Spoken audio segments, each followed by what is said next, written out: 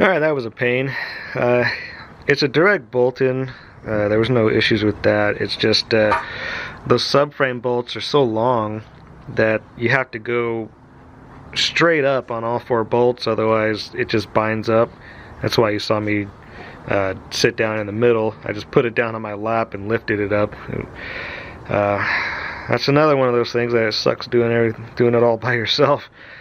So if you got some help, it'll be a lot easier.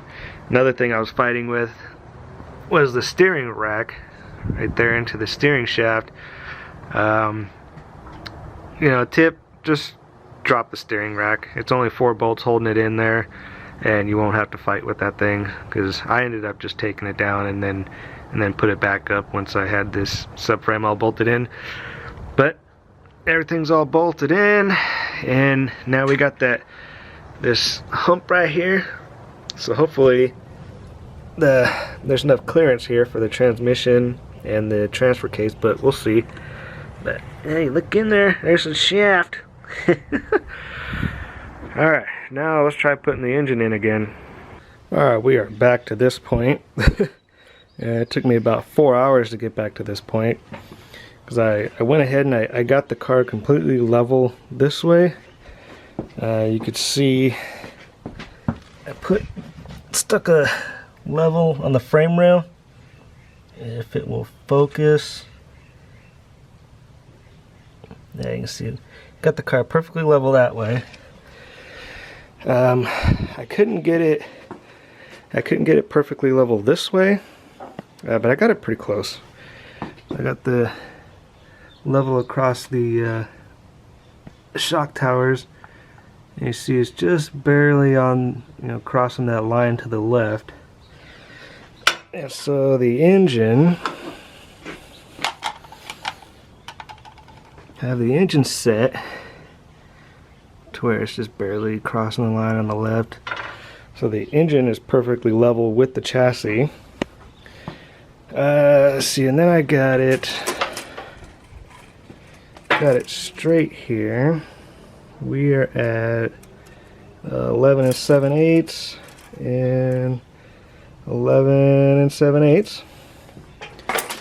So it's perfectly level with the chassis, straight with the chassis. Oh, I even got it nice and plumb.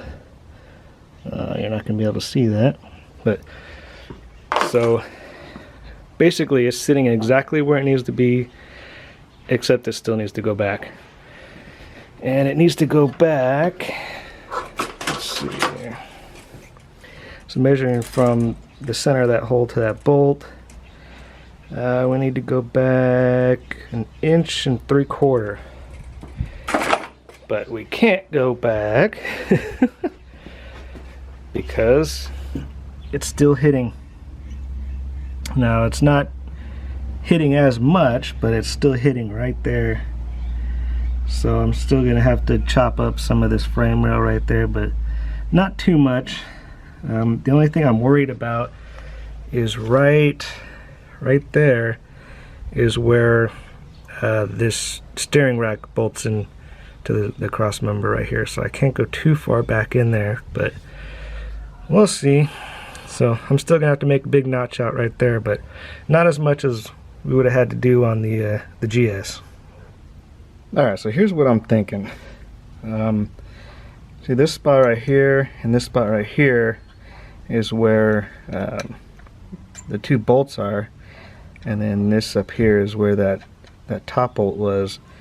So I'm thinking, you know, obviously I don't want it right on the bolt, so I went an extra like about 3/8 over. So I'm thinking about making a cut here straight down and then just folding this in, you know, basically beating it in to where it's flush, you know, just flat straight across, because as you see it bulges out. But if I can push this in to where it's straight with that, then I would just need to put a little piece of metal inside here to weld up and close that gap. And then here, it's getting kind of dark. Let me see if I can lighten this up a little bit for you. Right here is there's another little bolt that's hitting right there.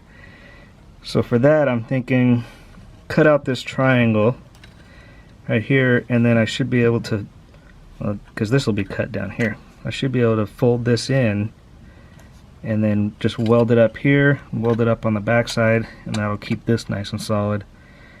At least that's the plan I'm coming up with. If it'll work, I don't know.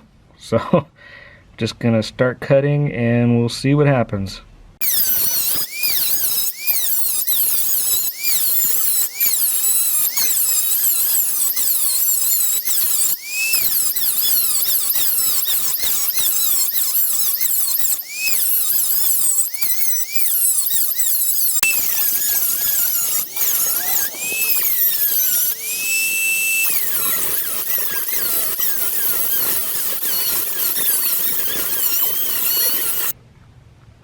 Sorry guys, I was just cutting away at this thing, having a good old time, and I didn't realize that the camera battery had died.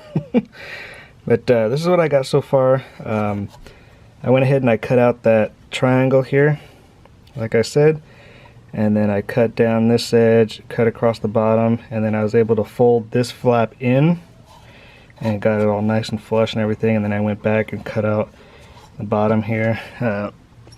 There's that triangle piece, and I'm pretty happy with that. It's all nice and flush, so now when I go back to weld, I'll just have to weld that up, and this whole thing should still be nice and solid. Now here, I don't know what to do. I cut out a little hole here so I could see what's going on back there, and it's actually got a pretty big gap between this front piece of metal and then on the back side. But right here, you see these two big spot welds. That back piece of metal actually, it bows inward, and then they meet together right here, and they're spot welded. So what I think I'm gonna do, I'm thinking about cutting up here, cutting across, and then drill out these spot welds, and then fold this flap out, and then the back piece, I think I'm just going to take a sledge to it, beat it back as far as I need, because I think I want to get this all flush straight across. I'll get that beat back, fold this flap back to it, weld it back up, and then I'll just have to cut a little piece of metal to fit inside this seam here to close that up. But that's the idea. I'm gonna keep plugging away at it.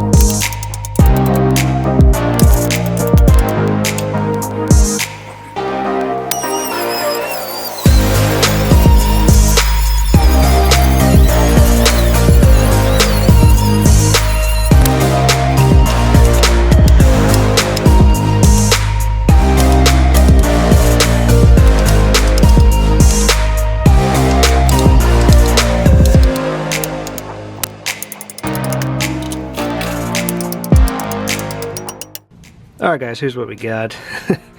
It's not very pretty. I mean, I really like how I got this one to look real nice. This, not so much. I mean, when I go to weld it, I'll try to make it look as good as possible. I'll probably cut a piece to fit inside here so that this is actually all flush, but it should be enough for the transmission to fit.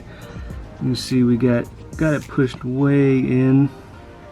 It was kind of like this side, which you can't even see because of the sun,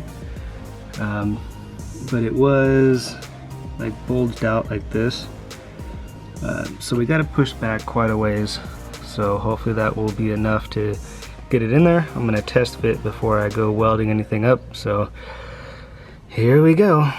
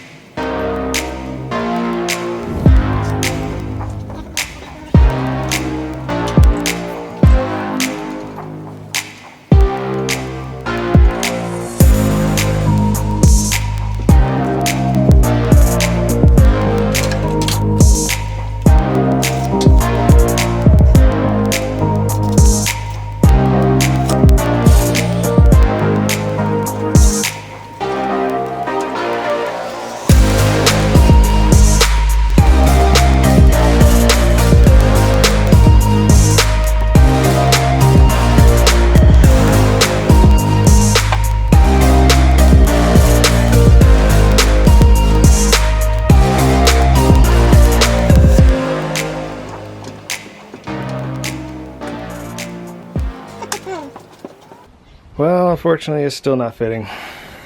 It's still hitting right down in there. If you can see that, yeah, that bolt down there is still hitting. The only good thing is we only need to go back about another 1/4 of an inch. So that means I still gotta take this all back. I'd say another 1/2 inch, maybe 3/4. You know, because the engine moves a lot when you're running, when you're driving, so you want space back there. You don't want this thing banging on the cross member here. So I'm gonna have to chop more out of there. I don't know. I'm gonna stop, take lunch, regroup, come up with another idea. Alright, I've been sitting here thinking about this for a while, and I noticed something that kind of irritates me. So you may not want to you may not want to swap out your cross member for the GSX cross member. I thought this would be a better route to go since it's already notched out for a transfer case, and you know, we just had to notch a little bit for the transmission. But I'm looking at it.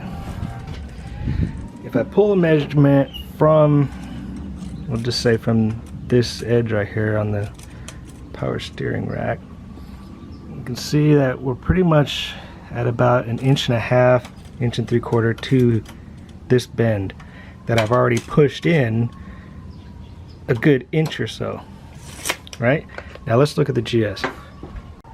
So on this GS subframe, cross member, whatever, if we pull from that same spot and look down to this flat edge, if it'll focus, it's only 1 inch. So it's already, without even cutting anything, it's already a 1/2 inch farther back than the GSX. So if I would have just left this in here, I would have had to cut this tab off, of course, because we were hitting there and we were hitting right in here. So I would have just had to notch that a little bit, and then it would have fit fine, and I would have just had to cut out for the transfer case later. I was just really trying to avoid having to make that cut, because that's a really big gaping hole and this is a structural piece. So I was hoping that the GSX cross member would be a better option. So now I have a decision to make. Do I put this cross member back in and make these little notches, or do I continue cutting up that GSX subframe? Alright guys, I really debated not even posting this video. It's a huge disappointment. I put in all that work on the GSX subframe and it's still not fitting, and as you guys saw, the GS subframe is actually thinner than the GSX, so I put in all that work on the GSX subframe that is just a waste. I think I'm probably going to put the GS subframe back in and work with that one. I really didn't want to. I wanted to use the GSX subframe, but it is what it is, right? So you want to check out that next video where I continue messing with these subframes. You can hit that link up here. If you haven't seen the previous video on this build, you can hit that link up here. And if you're enjoying the videos, maybe hit that subscribe down here. Thanks for tuning in. I'll catch you on the next one.